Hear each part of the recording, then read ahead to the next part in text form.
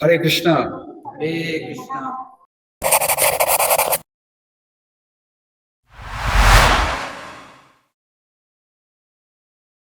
Om Jnana-timirandasya Jnananjana-shalakaya Chakshur-mritam yena tasmai Shri Gurave Namaha. Nama Om Vishnu Padaya Krishna Preshtaya Bhutale Srimate Bhakti Vedanta Swami Nitinamane. Namaste Saraswate Deve Gauravani Pracharine Nirvisesha Shunyavadi Paschatya Deshatarine. Jaya Sri Krishna Chaitanya Prabhu Nityananda Shri Advaita Gadadhar Shivasadi Gaura Bhakta. Hare Krishna, Krishna Krishna, Hare Hare, Hare Rama, Hare Rama, Rama Rama, Hare Hare. Hare Krishna to everybody online, on those who are planning to join and joining slowly. I am in the new ISKCON temple in Bangalore. I just arrived here about 1 hour back, and I taught the session of 24 Gurus in fantastic 5 days. Is special happening from here. It's a very exquisite, beautiful temple done by Namanishta Prabhu and his devotees. I'll show you a little bit of the temple that you can see. I don't know how to do that, but you can take darshan of the Lord here. This is Prabhupada, and I think you can also see behind the video, behind the TV screen is the deities. Maybe at the end of the session I can give you better darshan. Very exclusive, beautiful temple. You can take a different type of look at it at the end of the session. Okay? So, welcome to all of you and all devotees here who are also assembled from Mangalore temple. Hare Krishna. To just give you an explanation, we do an evening program called Fantastic Fridays in the evening Friday. And many of the devotees join up. So this is a session from the 11th Canto of the Srimad Bhagavatam. Just the discussion of Maharaj Yadu. Maharaj Yadu meets with Avadhuta, and he sees that Avadhuta is very happy and is free from any type of material distress or pain. And he is thinking, how is this happening? How are you so free in this world? So he asked this Avadhuta questions, and this Avadhuta said, I learned many lessons in my life from the nature around me, from people I met, the things that I observed. And this way, he speaks about the lessons that he learned from 24 different gurus. And the gurus were of all sorts. The sun, the moon, the pigeon, today we're going to discuss. It was the sky, it was, anything and everything that he observed. He had such an amazing wisdom laid in observance that he was able to pick up lessons from everything else. Very beautiful. Very beautiful. Very interesting also. So we've been discussing that, lessons from each one of the gurus. Very unique. Today, I think we're going to discuss about the pigeon. I want to share the screen with you. Can I please be allowed to share the screen, Tilak? Yes, Maharaj. This is a story that he tells with the story of the pigeon. What he learns, a very amazing story.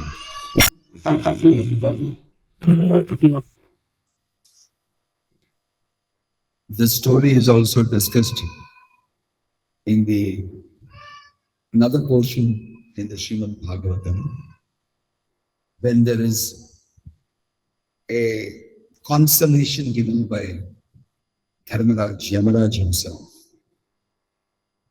to the wives of King Suyadnya, who is dead. Suyadnya is dead. The wives are lamenting and beating their chest.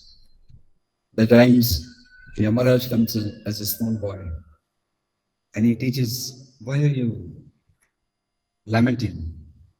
The person whom you like very much is still here only. You see his body, his hands, legs, face. He says, no, he has left. He's not here. He's not reacting. And then he gives him a powerful lesson about attachment. And then he tells the story of the pigeon. And here again, this story is being told by Maharaj, to Maharaj Yadu, by this Avadhuta. This Avadhuta is, some people do say that it was Dattatreya himself. He was teaching. So he gave a very nice story. It's a very simple thing that we observe in daily life. When we hear it in the form of a story, it hits you differently. Especially the commentary with the purports given by Srila Prabhupada. I'm sure that when you hear this, you're going to, some of you Grahasthas maybe get angry with me and also with the purports given by Prabhupada. But this is the reality of life. This is how life is. And we have to digest it and understand what is being mentioned, why it is being mentioned. So the story starts here. They are speaking about the line of the Guru now, pigeon, in 11.7, text 52. Nati sneha prasangova kartavyah kvapi kenachit kurvandindeta santapam kapota irati nadi. One should never indulge in excessive affection. Note, it's excessive affection. Affection you must have. You must never indulge in excessive affection or concern for anyone or anything. Otherwise, one will have to experience great suffering, just like the foolish pigeon. In other words, if you have excessive affection, you're foolish. And the foolish pigeon had excessive affection. It's interesting for us to read these shlokas from the Srimad Bhagavatam. So I will just, it's all kapota means pigeon.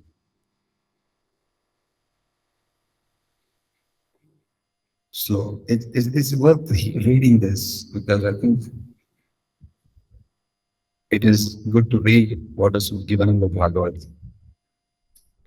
You read that shloka. In the purport, Prabhupada says, the Sanskrit prefix ati or excessive indicates affection or attachment in which there is no Krishna consciousness. Lord Krishna says in the Bhagavad Gita, Sukritam Sarvabhutanam, the Lord is the eternal well-wish of every living being. The Lord is so affectionate that he sits in the heart of every conditioned soul and accompanies him throughout his endless wandering in the kingdom of Maya, patiently waiting for the conditioned soul to come back home, back to Godhead. Thus the Lord makes all arrangements for the eternal happiness of every living entity. And Prabhupada is going to make a very amazing comment. The best way for anyone to show compassion and affection for all living beings is to become a preacher on behalf of Lord Krishna and assist the Lord in reclaiming the fallen souls. Best way to divert your affection. If our affection or attachment for others is based on bodily sense gratification in the name of society, friendship, and love, that excessive unwanted affection, ati sneha, will cause burning pain at the time of the breaking or destruction of the relationship. Right? If you invest too much and go too high, you'll fall great height when something happens. So the story is very interesting, so I'll read it. There was once a pigeon who lived in the forest along with his wife. He had built a nest within a tree and lived there for several years in good company. Sometimes you think this, I know this is very ordinary Panchatantra day. Why are you reading this book? Let's move ahead. Let's go to the crux of it. Why is the Bhagavatam describing it? Why is the Bhagavatam describing the story in detail? Must be a reason, right? If it finds a place inside the Srimad Bhagavatam, Nigama Kalpattaro Galitam Phadam, this ripen the fruit of the whole vehicle picture. If Sukadeva Goswami is taking time speaking about it, there must be something in it that's for us to learn. So let's hear the story. Stories are always nice, especially when it's got something to do with us indirectly. So the two pigeons were very much devoted to their household duties. They were very dedicated grahasthas. Their hearts being tied together by sentimental affection, they were each attracted by the other's glances, bodily features, and states of mind. Thus, they completely bound each other in affection. He's going into details of how affection happens, physically and mentally. It's an investment in each other, right? It's an investment in each other. We'll discuss about the practical aspects of it later. But for just read what's mentioned in the Bhagavatam. So, I'll go ahead. Sayyasanartanasthana varta kridasanadikam vitunibhuya vishrabdhav cheratu vanarajishu. Naively trusting in the future, they carried out their acts of resting, sitting, walking, standing, conversing, playing, eating, and so forth as a loving couple among the trees of the forest. So on the good times, there is the in the beginning, before Chittakamba. Everything is nice, the world looks bright, the sun is shining, and birds are tweeting, and there's a nice walk in the park that was it, and it's only both of us, and we don't have to worry about anybody else. I'm invested in you, you're invested in me. Everything looks fine. Yam yam panchati sarajan tarpayandi anukampita tam tam samalayat kamam krishrenapi ajitendriyah. Whenever she desired anything, O king, the she pigeon would flatteringly cajole her husband, and he in turn would gratify her by faithfully doing whatever she wanted, even with great personal difficulty. Thus, he could not control his senses in her association. The word Tarpayanti indicates that the lady pigeon was quite expert in seducing her husband through smiling glances and loving talks. Thus, appealing to his noble sentiments, she efficiently engaged him as her faithful servant. The poor pigeon was Ajitendriya, or one who cannot control his senses, and whose heart is easily melted by the beauty of a woman. The Brahmana Avadhuta is giving valuable instructions by narrating the story of the two pigeons and the terrible distress they suffered by inevitable separation. If one's intelligence is not dedicated to serving Rishikesha, the supreme lord of sense activity, undoubtedly one will plunge into the science of bodily gratification, then one becomes no better than a foolish pigeon. Kaboti pratamam garbham Trinanti kala agate anda andani shushure neve stapatyuhu sannidho sati.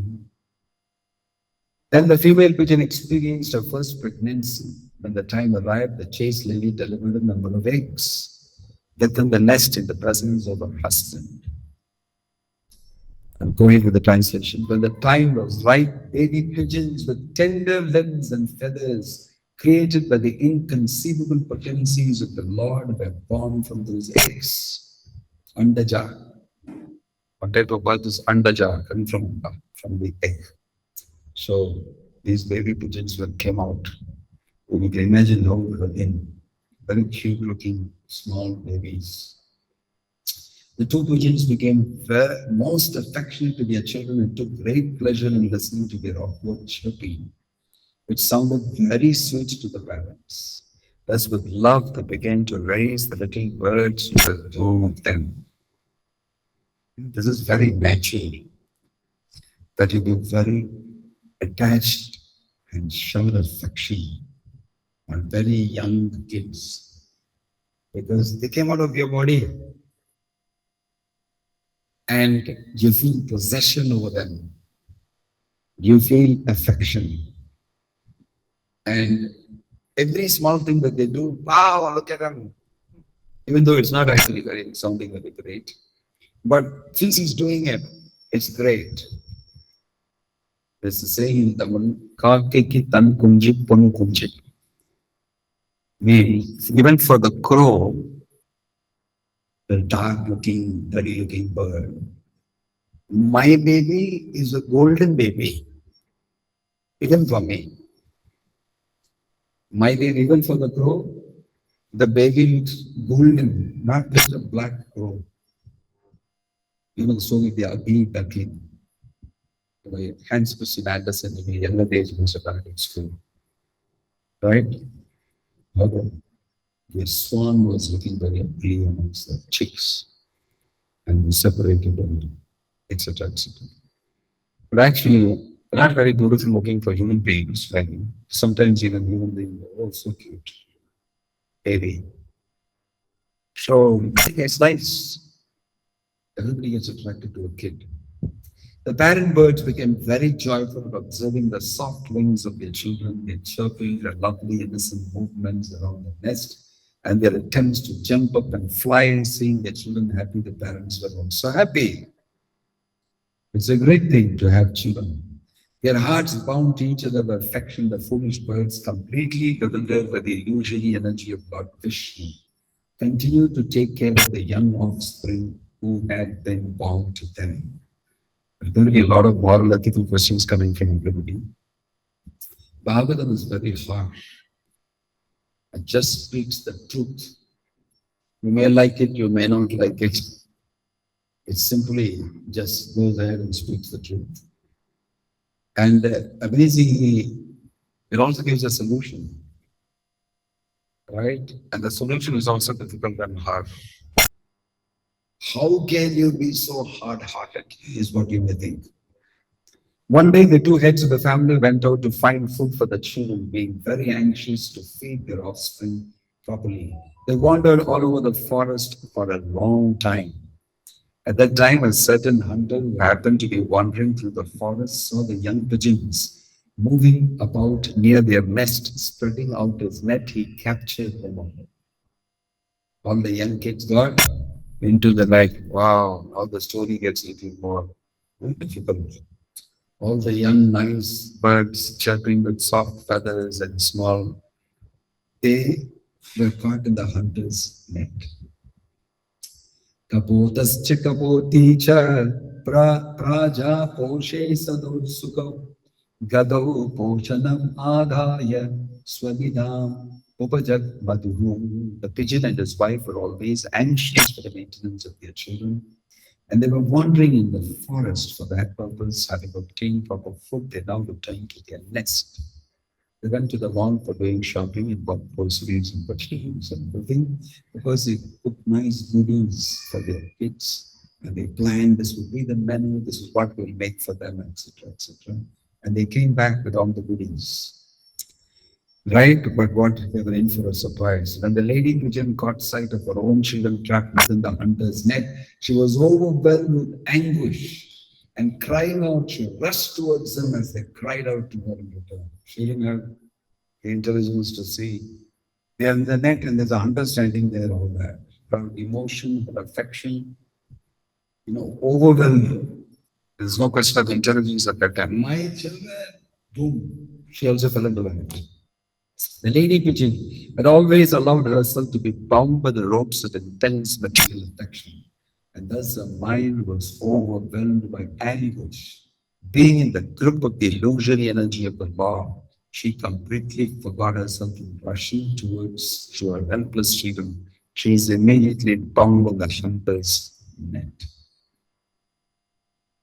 Seeing his two children who were more dear to him than life itself, fatally bound in the hunter's net, along with his dearest wife, whom he considered equal in every way to himself, the poor male pigeon began to lament wretchedly.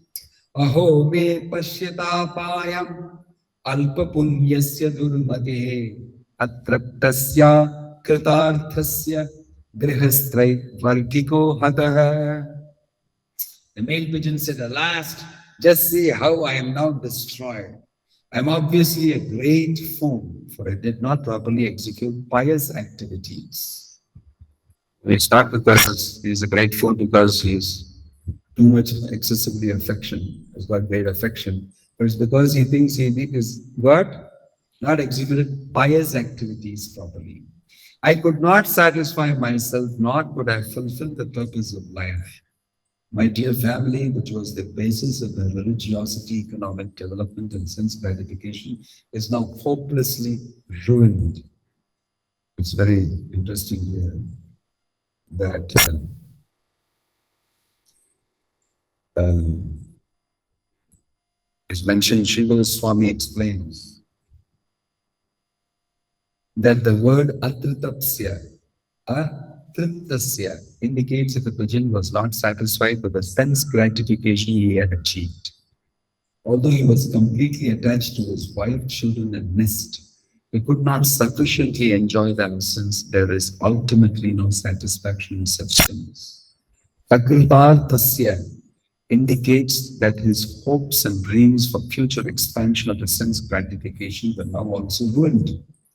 People commonly refer to their home sweet home as their nest, and money put aside for future sense gratification is called a nest egg. Therefore, all the lovebirds of the material world should clearly note how their so-called wife, children, and fortune will all be dragged away in the hunter's net. In other words, death will finish everything.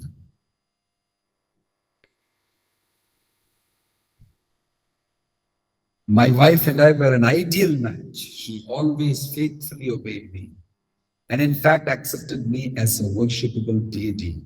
But now, seeing her children lost and her home empty, she has left me behind and gone to heaven with her saintly children.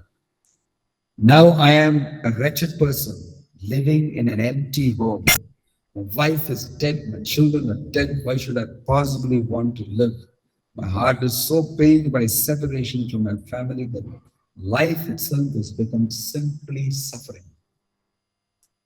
So this is a real life syndrome. It's not happening in some Beijing family up in the Himalayas, and it's got nothing to do with us. It's happening all the time. We can see it in the news.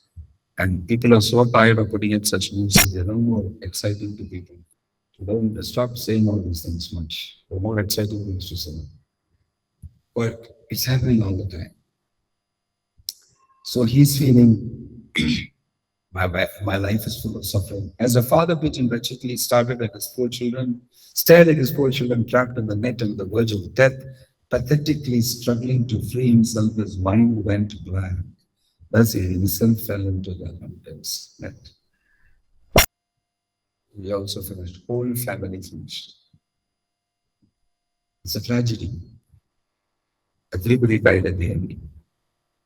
In fact, life is anyway designed to be a tragedy. Everybody dies in the end. It's not that only the pigeon died. Everyone, whole world, everybody dies in the end. It's not only Shakespeare wrote tragedy, comedy, and this and that. In fact, life is tragedy. Why? Everybody dies in the end. Jatasya hi dhruvam mrityu, dhruvam janma mritasya cha.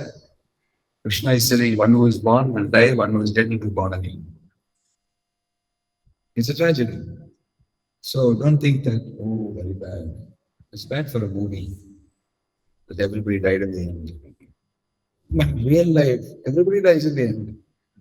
If you take the life as a big movie, and then everybody dies. After all the great acting you've done, just quite a few of us are acting in the movie. We don't live the real life at all. It's all acting, full of masks in different places. So after all the acting is done, finally the real guy dies. The actor himself dies. So it's a big tragedy. As the father pigeon wretchedly stared at the spiritual, okay, that he fell inside. So the cruel hunter, having fulfilled his desire by capturing the head pigeon, his wife, and all of their children, set off for his home. Prabhupada said, Yamaraj has no mercy. It is mentioned, Yamasya karuna nasti kartavyam harikirtanaya. Kalakshepo hi kartavyah kshinam ayu kshane kshane. Yamasya karuna nasti kartavyam harikirtanaya. Time is going. Shinamayu Shane Shane. Every moment time is going. Better you perform service to Hari. Glorify Hari. Why? Yamasya Karuna Nasti. Yamaraj has no mercy. Everybody dies. Therefore, Kartavyam Hari Kirtanam. Your duty is to glorify Hari. Better you do it all the time. You know when this is going to happen. It's a reality that you will die. Most people don't take this seriously.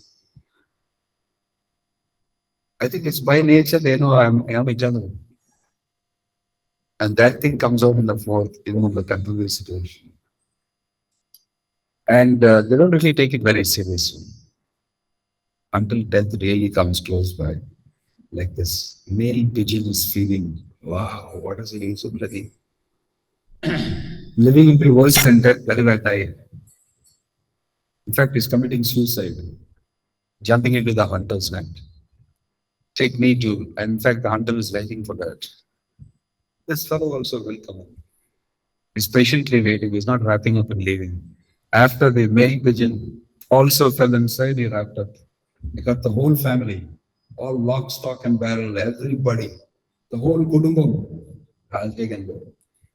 Good catch. Why? Foolish pigeons. Foolish pigeons. You see, when I joined the movement, somewhere there was a saying about how people normalize things. This is about a pigeon example. A devotee in the class he said the whole extremely powerful example. Example he gave was, you see, there was a guy catching these parrots and selling in the forest. And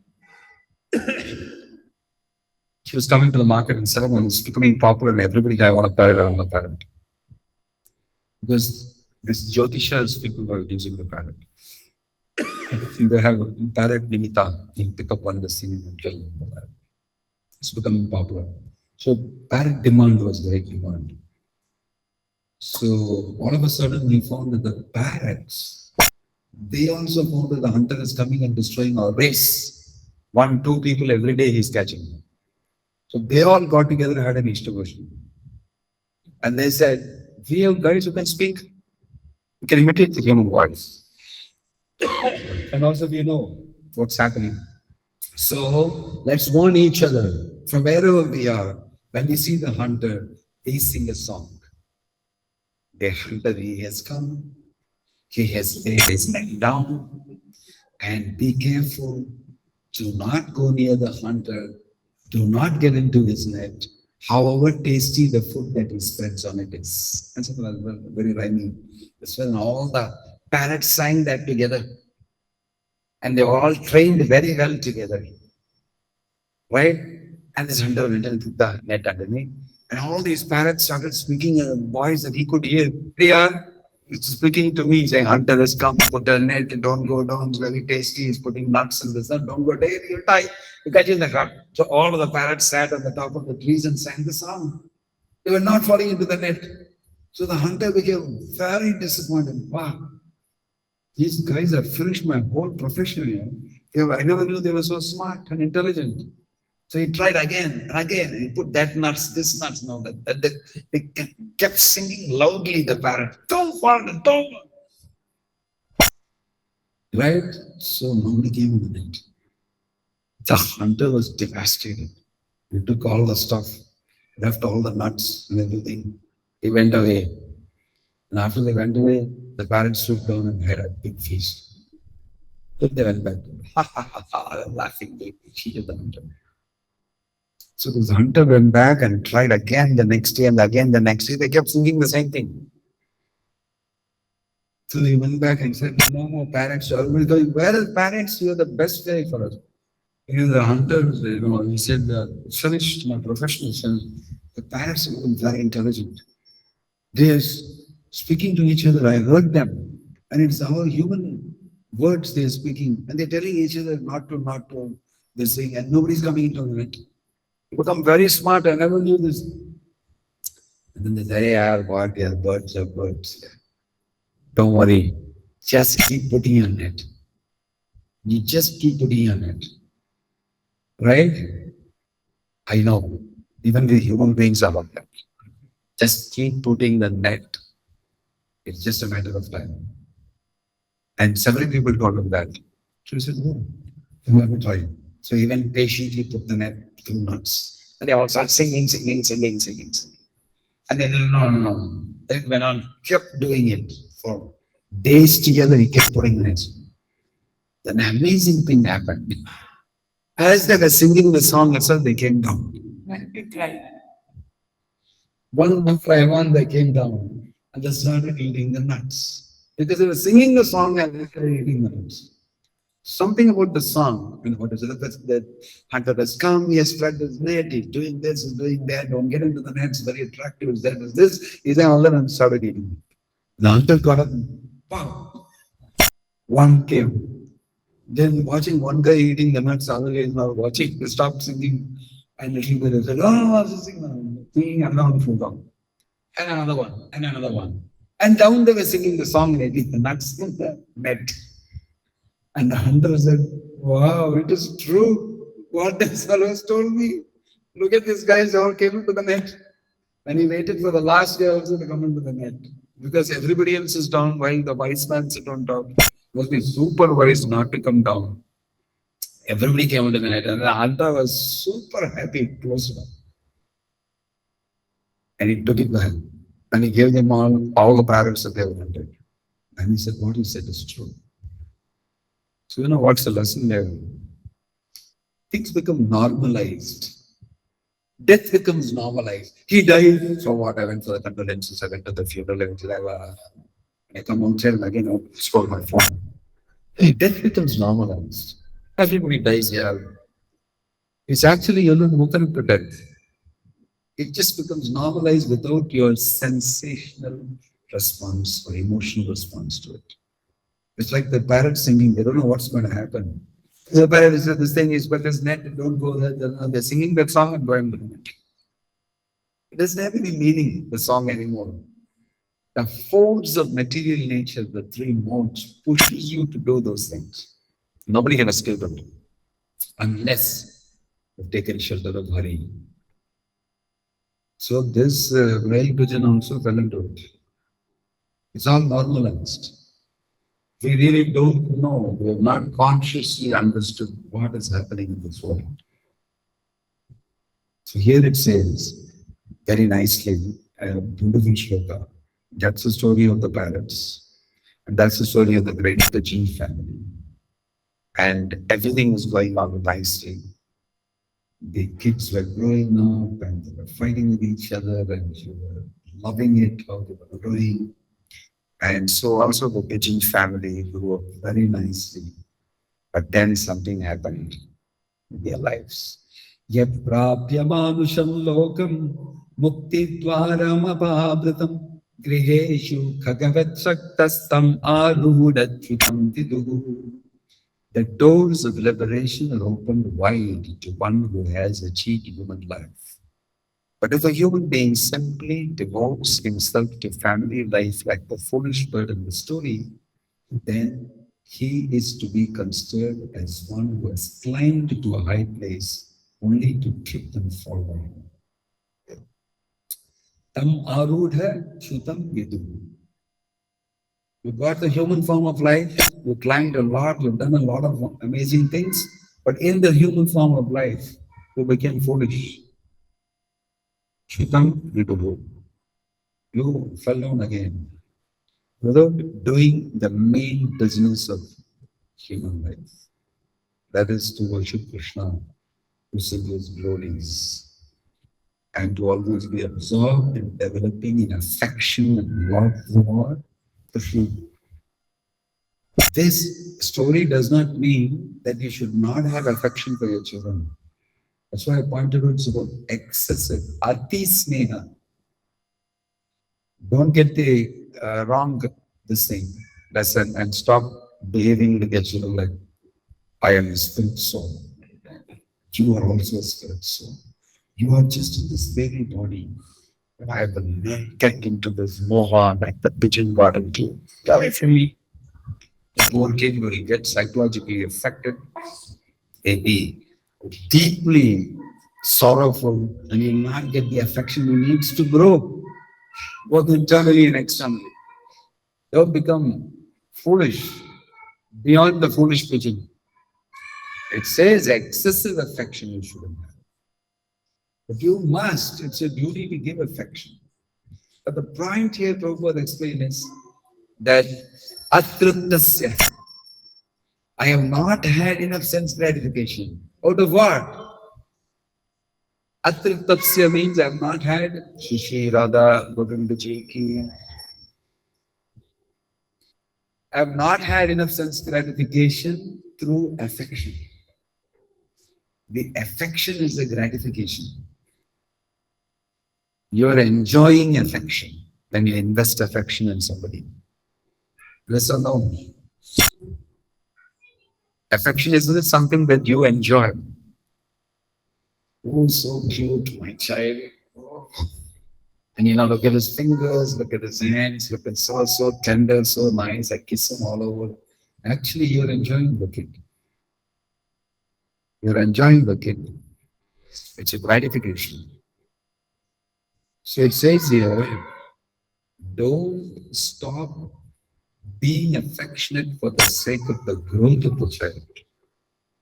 By being so overly affectionate that it's more important for me to gratify myself than the child to grow. You're my possession. Listen to me. You must follow. And I have seen this actually. What's mentioned here is very true. Because you get to counsel so many devotees, so many other people going to devotees. I often state the story about one girl who came very brilliant from a Brahmin family, and she studied top class, got married to some IIT boy working some big company in the US, and they both liked each other very much. He was also very intelligent guy, done very good in academic life, and got a very good job, and they're simple people. They got matched very well. The mother-in-law of this girl, she was looking at this new girl in a different way. Then the whole story changed. These two people were intelligent enough to understand certain things. And she was chanting Hare Krishna, slowly preaching to the husband, who was not very much involved, but pious guy. Nice, he is another Brahmin family, so he's pious and he's listening to her. Once in a while, they go to the temple, ISKCON temple in the US. But this mother, she saw the daughter-in-law as an intrusion in her life. This girl is now occupying the attention of my son. So the son is not looking at me much, not speaking to me much. I'm just feeling some emotional vacuum. And since she started attacking this girl, you are useless, you are that, you are this, and all that. She was working very hard to satisfy her. She left her job, everything, and stayed at home because of look after my mother-in-law. Then started a whole big issue. And this boy could not do anything. He likes his wife, and they knew, and they're not like stupid, very well educated and cultured. And they were talking to each other and said, "Why my mother's behaving like this to you? I don't know.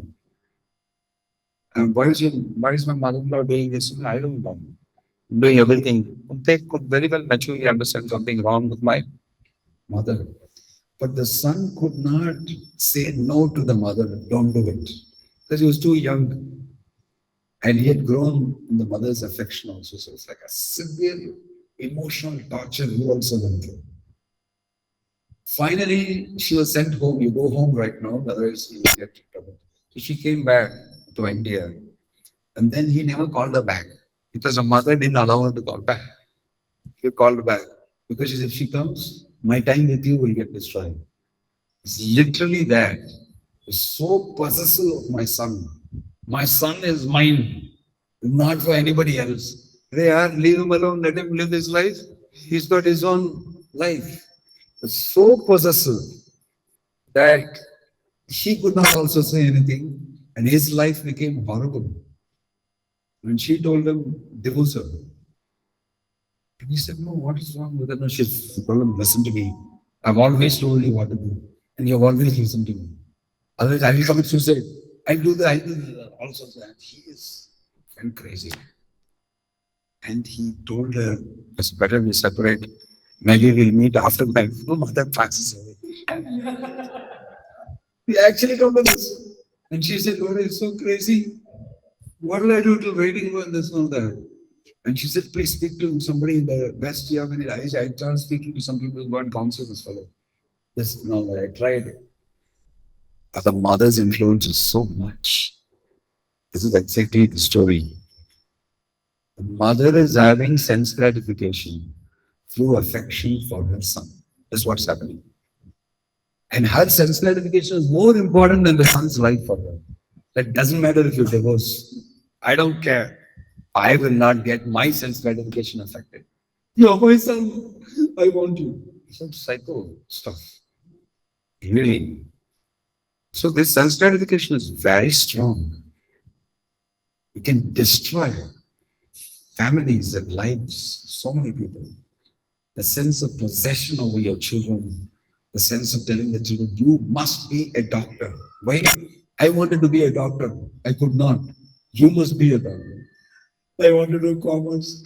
I want to do only 3 years become. I don't want to study. You must be a doctor. I am telling you, it is very important. Look at him, look at him, look at him. How much money you can make, how you can serve humanity. You must, Papa, I want to be. No, you must be a doctor. Because I wanted to always be a doctor and I could not. He writes his own autobiography into the child's life. Leave me here. Let me be what I am. This is what happens. And then many of the kids I meet, I ask, you like to do medicine?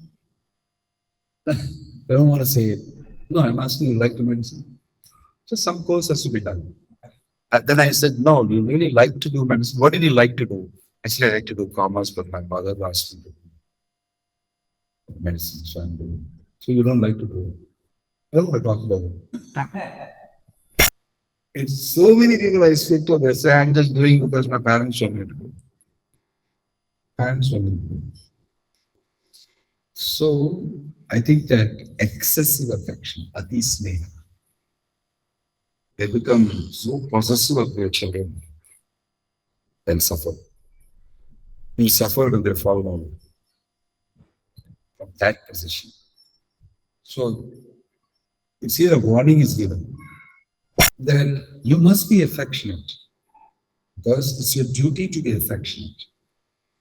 And you must grow the child nicely. You must protect the child. You must show love. And you naturally have love. But you must know where to draw the line. For that, you need to be Krishna conscious. Otherwise, either it will be this extreme or that extreme. Some are so Krishna conscious that they renounce their children also. There's something wrong there. I call it PDS, the pure devotee syndrome. In the Bhagavad Gita, it is mentioned this. Prabhupada said in the purport, the nectar of instruction, he said this. He told you to be a human being first. Don't become, what do you call, prematurely transcendental. And you don't actually have those realizations. Don't jump, make the kangaroo jump and become a great pure devotee even before you have those realizations in life. And somehow I think a lot of counseling and mentoring is required. But people overdo it. And you become a foolish pigeon. Buddha, Kapota, MK, special. So that's why we need to balance very nicely. If you read the Srimad Bhagavatam, you look at interesting essays and very interesting proverbs written. You can understand, I must not do too much effort. Let go sometimes, let them learn. I've seen some very good mature fathers, even those who are not very Krishna conscious, in the outside world. I have observed them. They just say, let him go, let him fall. Let him fall and correct. Next day, we will not. He learn. The wife said, no, no, no, no, no. He said, what he wants to do. Let's see what he does. Watch from him. And then he fall down. Ah, and scream. Then she come and say, no, no, it's okay, it's okay. And then again he went play. Again he fall. So let him fall, let him run. They're pretty balanced. I can see that. You go and do it and see how you do it. Go learn. I'm not going to come and be voting behind you. Balanced very well. You take responsibility for your actions. My affection for you does not mean I will blame myself for everything that happens to you. That's another stupidity in your own affection. So, learning to be balanced, learning to depend on Krishna, teaching your child how to depend on Krishna. Parenting without excessive affection, ati sneha. This is something we need to learn from the Bhagavatam. Right? If you read Uddhava Maharaj's mother, Suniti, which is very balanced. As soon as Dhruva came running to her, stepmother said, don't get on top of your father's lap. It's not a place for you. Get out. So insulting to a small child. This is 5 years old. That he couldn't take it. And he was gasping and he was, insulted. His subtle body was deeply damaged. And he ran to his mother. Nobody else knows. Mother immediately embraced him and told him, don't think bad about your stepmother. You see, the first instruction she gives him is, don't think bad. Why? Don't spoil yourself. I don't want you to spoil yourself in your subtle body. Don't get that contamination. Don't think bad of your stepmother. Accept it as fate. And I also cannot do anything for you because your father pays attention to her. But Narayana will help you. He helps all his devotees. If at all there's anybody who can do something for you, it's the Lord. And where can I find him? In the forest. He took that very seriously. He took that very seriously. He went in 6 months' time, he saw Krishna and came back. What a story that is. And what amazing parenting she did. Most successful lady. She didn't say, my son is in the forest, I want to go and see him, I want to give him chapati and sabji, he may be hungry, he may be fasting. Nothing she said. Nothing of that is mentioned about it. Narada Muni came and reported, don't worry about your son. He's going to become super duper. Why he's going to see Narayana? I'm sure he's very determined. So the parents didn't bother until he became successful and he was returning. They went to see him then.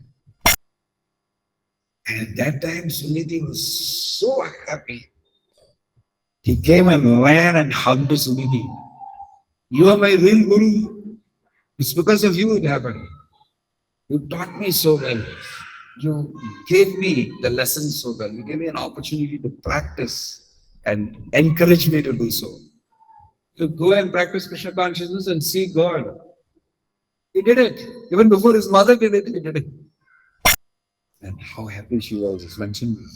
She was shedding tears, hugging the God. So here's an example in the Bhagavatam of a very balanced parent. Even in the worst circumstances, not overindulging, not having a peace sneha, but doing it correctly. Krishna conscious devotees and parents should learn that and not be a foolish future. Om Tat Sat, Hare Krishna. I'll stop here. If you have any questions or comments for those online.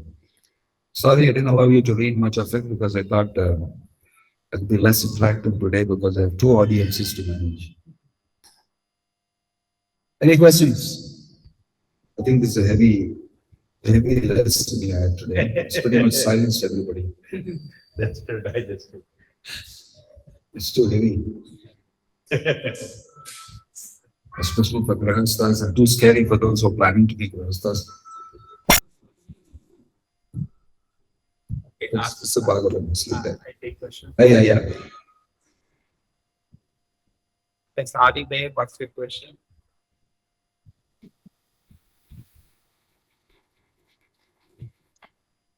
Unmute Adi Bey.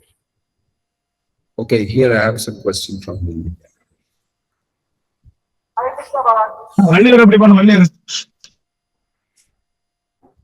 Go ahead. Yeah, speak. Instead, how to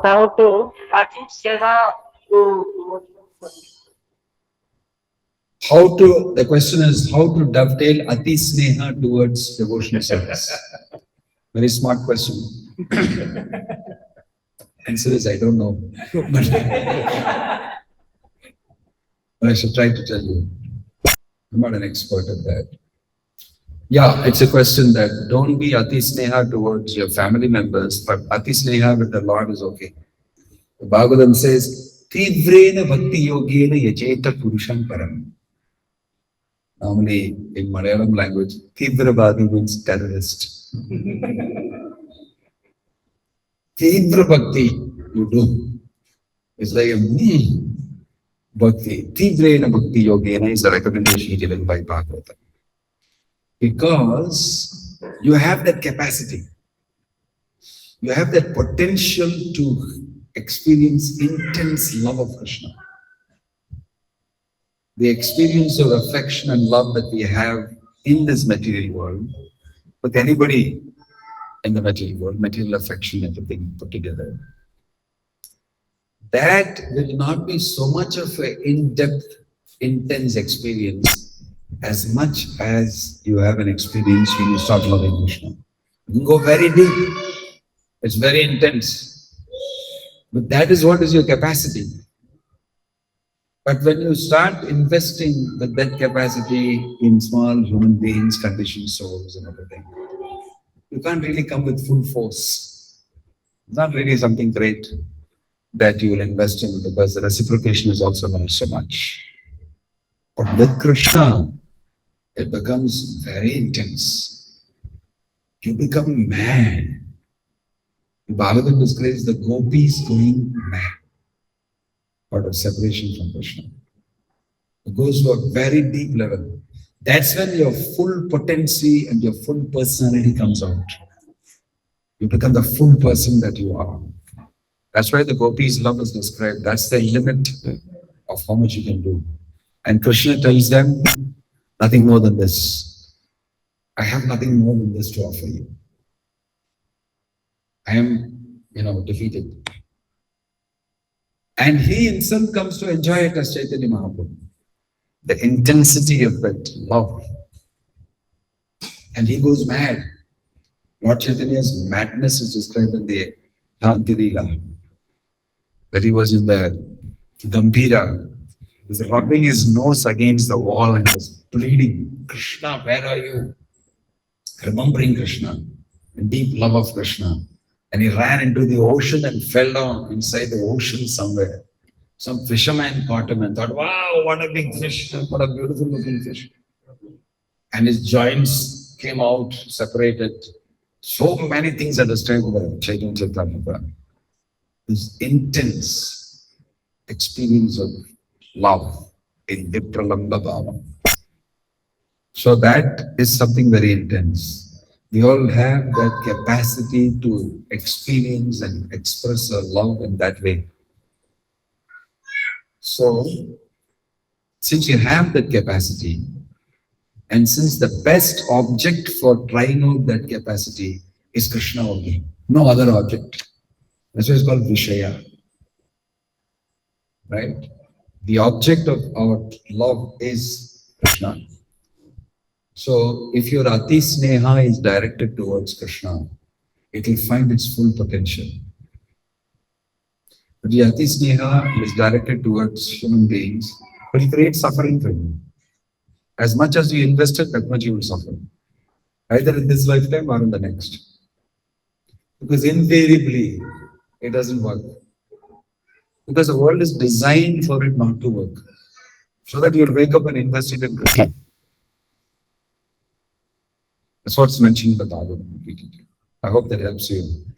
So Ati Sneha, simply chant Hare Krishna very deeply, without offenses.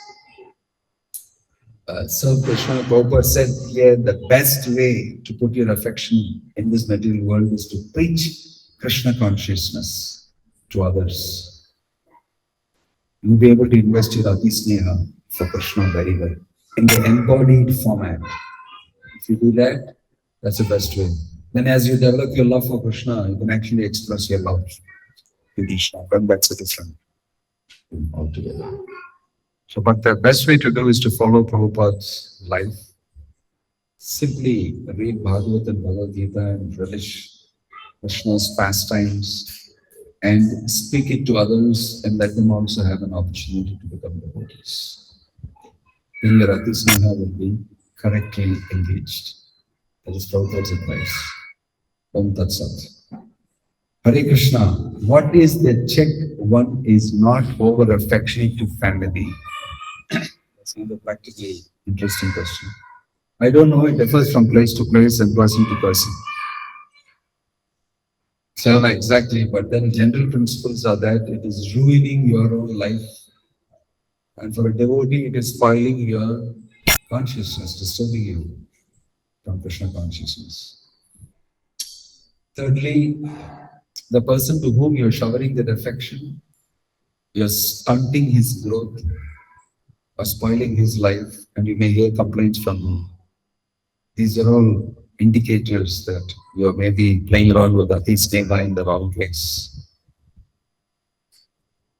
I hope that helps.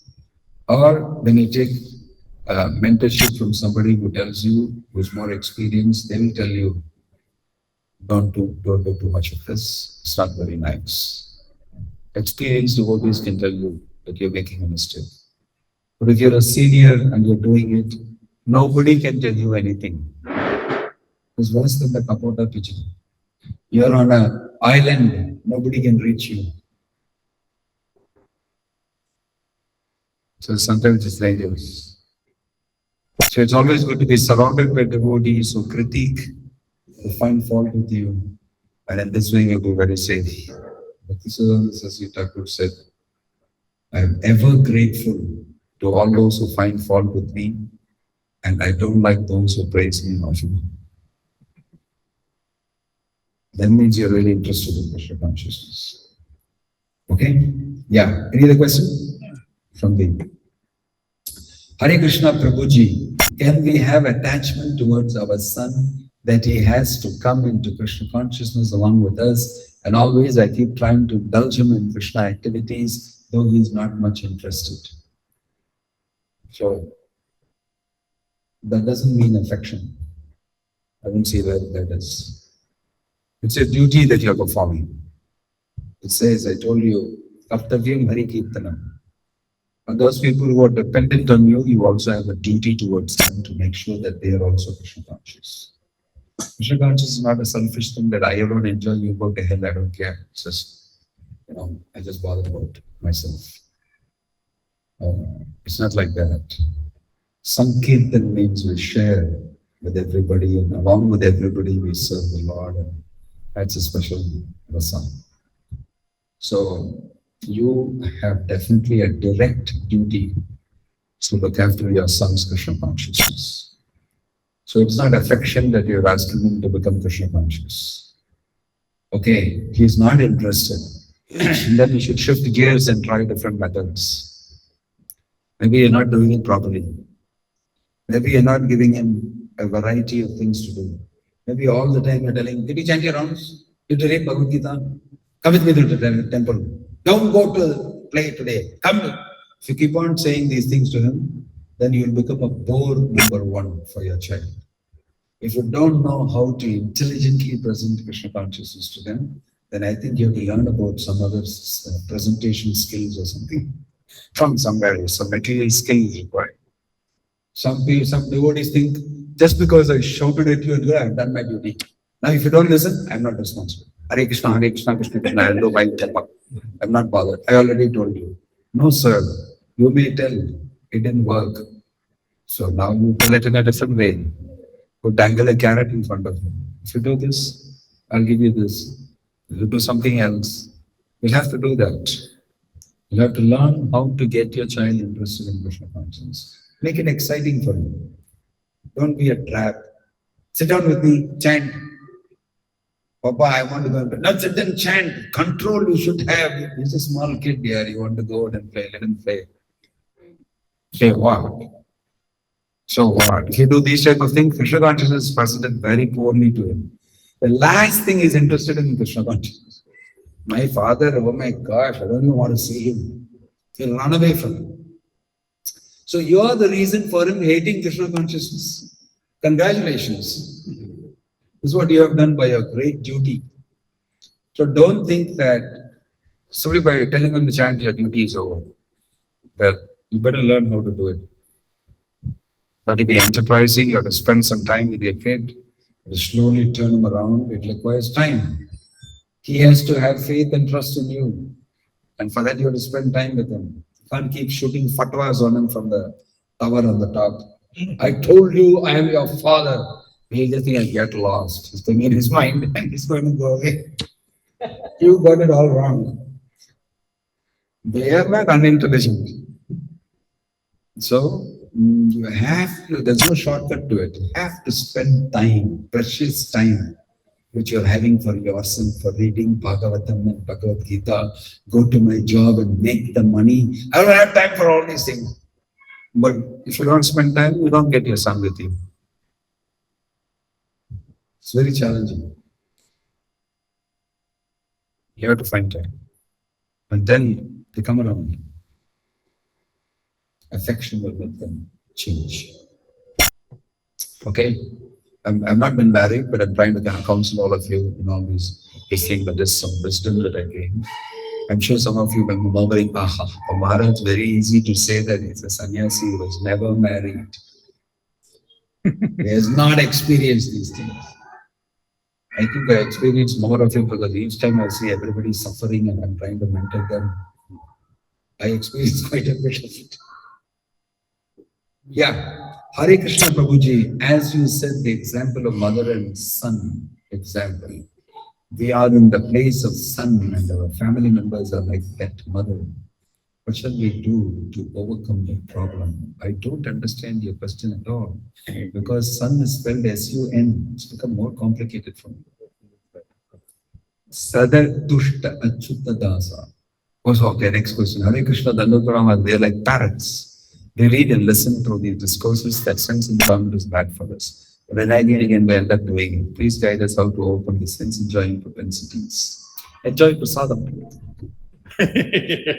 There's a lot of sense gratification in Krishna consciousness also. Sing, music, dance, enjoy it, go on a yatra, have fun. Who told you you cannot have fun in Krishna consciousness? If you don't have fun in Krishna consciousness, you'll end up having sense gratification another way. And moreover, it's not that all of a sudden one fine day, no more. And that's it. Your whole sense gratification journey and renouncing is going to be slowly happening. I think if you plot it, I was saying this, to tell you about this example in the Indian Institute of Science, I was doing research about bullock cart. How it goes straight. They traced the path of the bullock cart. And they found that the bullock cart's actual path is never straight. The guy is putting his legs underneath, putting the two legs of the cinema, directing the bullock, just pushes them like that, and then he whips the bullock and then he pulls the side. That's all. It's a very experienced driver. It's not just a machine, it's a conscious machine. This driver. It's even more difficult than driving a car, which is an unconscious machine. These machines, they'll go to the left lane because there is some grass that side.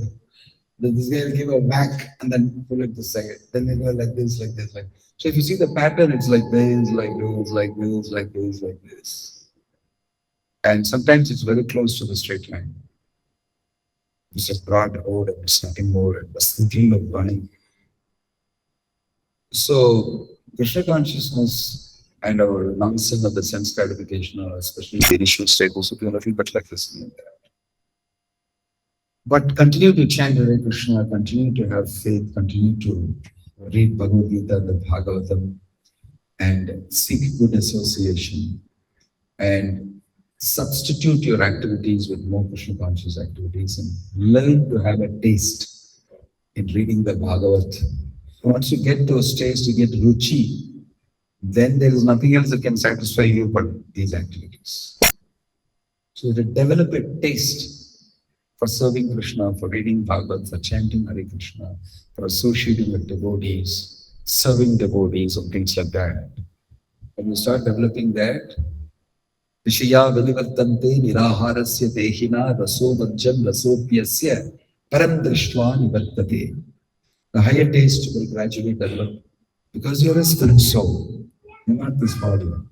That's what it will happen. Hare Krishna, Om Tat Sat. I can cut off from the session. If all of you want to go on, I can continue again. If you don't have any particular question, the people are slowly disappearing anyway.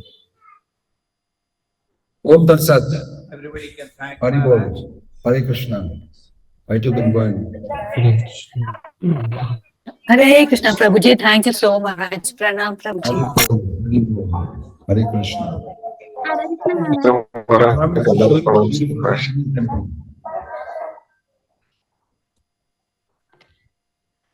I'll show you darshan of the deities. Shishi Radha Govinda Ji ki.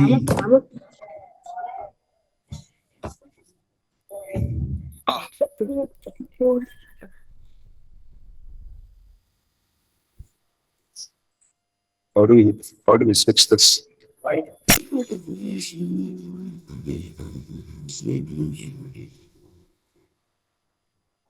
I hope you're having a darshan of the deities. Why does it work like this?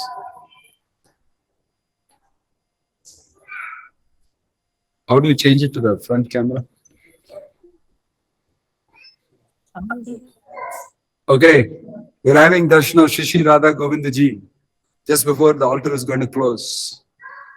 Very beautiful, exquisite temple.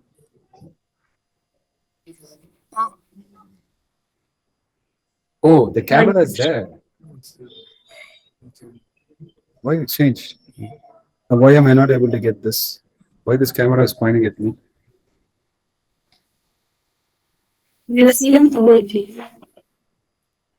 Okay, don't miss the deity. Where is the deity?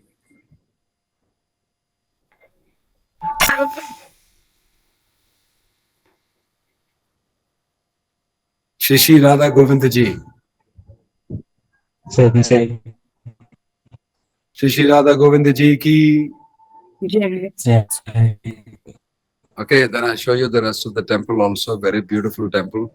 See, on the top you have all these pastimes of Krishna. All around. Come, I'm not able to show this. How does it work? How do you shift the focus? What? Ah, okay, gotcha. Let me. Okay. Okay, I think now you can see the very huge fan on top. It's half the width of the hall, the propellers. And here is all the beautiful temple. Each pillar very nicely marble carving and inlays. And you can see Krishna and Arjuna and the Vishwarupa. And Srila Prabhupada there. Okay? Now you can take special darshan. You can see a very close darshan now.